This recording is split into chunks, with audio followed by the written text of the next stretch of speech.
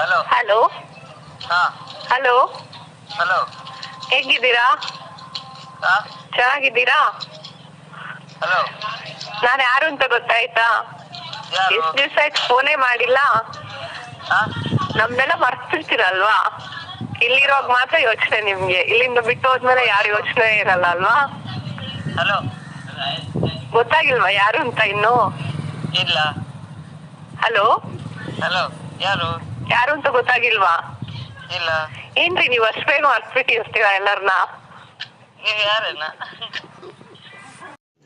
रुको जरा सबर करो बोला धक्का बुक्की नहीं करने का आराम से लेने का हाँ hello sub inspector Suryanarayan speaking.